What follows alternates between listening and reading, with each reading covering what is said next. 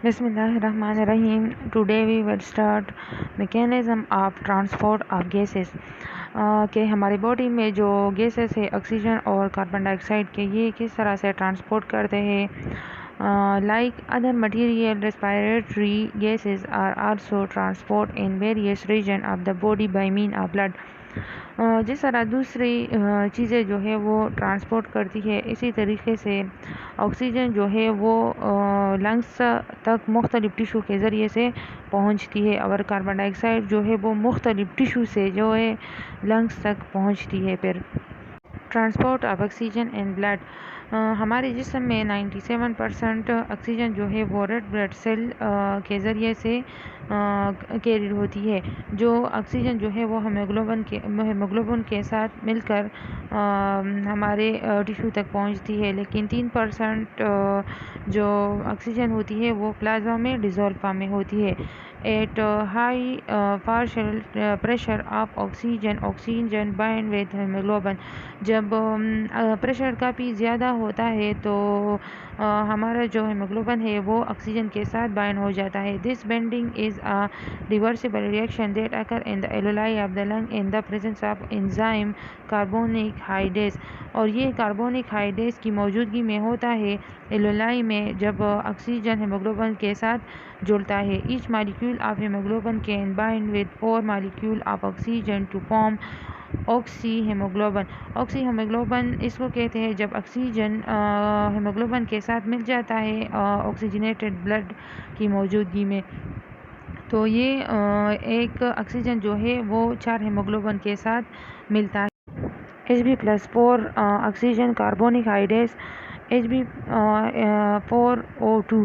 تو اس طریقے سے ہمارے پاس جو ہے یہ بن جاتا ہے. آکسیجن ہیموگلوبن کے ساتھ بائنڈ ہو جاتا ہے تو اس کو آکسیجن کیرنگ کیپیسٹی کہتے ہیں. The oxygen carrying capacity of blood is directly proportional to the partial pressure of oxygen. Partial pressure جو ہے جب ایک سنگل گیس کی وجہ سے جو پریشر پیدا ہوتا ہے تو اس کو پارشل پریشر کہتے ہیں. تو جب بلڈ جو ہے آکسیجن کیرنگ کیپیسٹی بلڈ کی جو ہے وہ ڈائریکٹلی پروپورشن ہوتی ہے پارشل پریشر آف آکسیجن کی. Maximum oxygen carrying capacity of arterial blood is 20 ml by 100 ml of blood 100 saturated, which is achieved at 100 mml mercury PO2.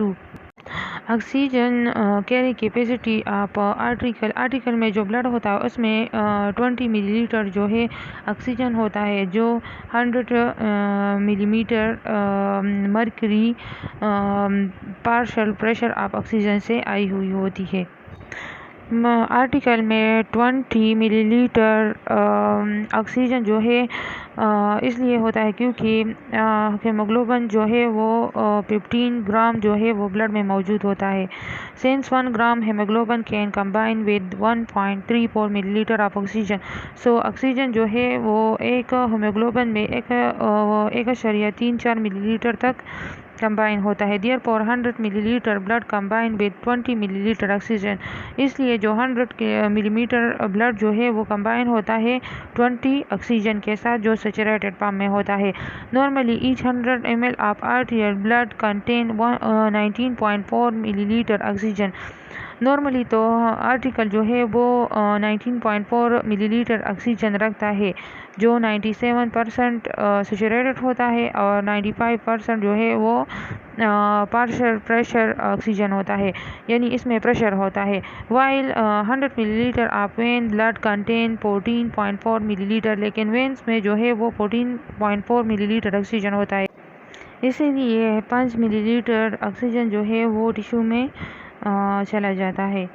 Rest form میں diagram کی طرف اگر آپ دیکھیں تو ریسٹ فارم میں ہیموگلوبن جو ہے وہ بہت کم آکسیجن جو ہے وہ کیری کرتا ہے، اور جب لنگس کی طرف آتے ہیں ہم تو نیئر فل گیسز ہوتے ہیں. یہ جب ہم ایکسرسائز کرتے ہیں تو ہمیں آکسیجن کی بہت زیادہ ضرورت ہوتی ہے، تو اس لیے آرٹیکل جو ہے وہ بلڈ میں ٹیشو کی طرف آکسیجن کو پرووائڈ کرتا ہے. پھر یہ ٹیشو وینز میں چلی جاتی ہے. Leave an active tissue has only 4.4 ml oxygen پر per 100 milliliter of blood.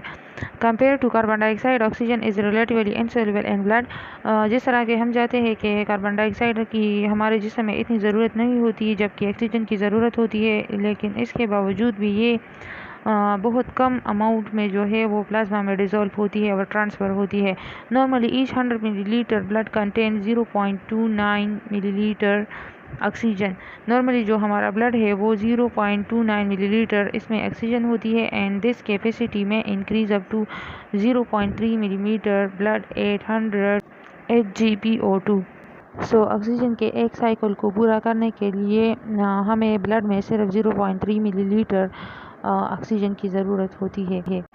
तो आज के लेसन में हमने पढ़ा कि पहले तो ब्लड एलुलाई में जाती है, फिर एलुलाई में ये प्लाज्मा मेम्ब्रेन में एंटर हो जाती है और प्लाज्मा मेम्ब्रेन से फिर ये जो है आर्टिकल में एंटर हो जाती है. आर्टिकल से फिर टिश्यू, क्योंकि सेल को ज़रूरत होती है एनर्जी की और एनर्जी जो है वो ऑक्सीजन से हासिल होती है, तो इसी वजह से ऑक्सीजन जो है वो सेल्स और टिश्यू में चली जाती है और इस तरह हमारे हार्ट तक पहुंच जाती है और हमारे लिए एनर्जी का काम परफॉर्म करती है. सो इसके साथ हमारा ये लेक्चर ख़त्म हुआ. तो अगर आपको मेरा लेक्चर पसंद आया हो तो चैनल को सब्सक्राइब करें और वीडियो को लाइक करें ताकि हमारे हर आने वाली वीडियो आप लोगों तक पहले पहुंच सके. इसके आगे हम ट्रांसपोर्ट ऑफ कार्बन डाइऑक्साइड पढ़ेंगे. सो अल्लाह हाफिज़. अपना बहुत सारा ख्याल रखें.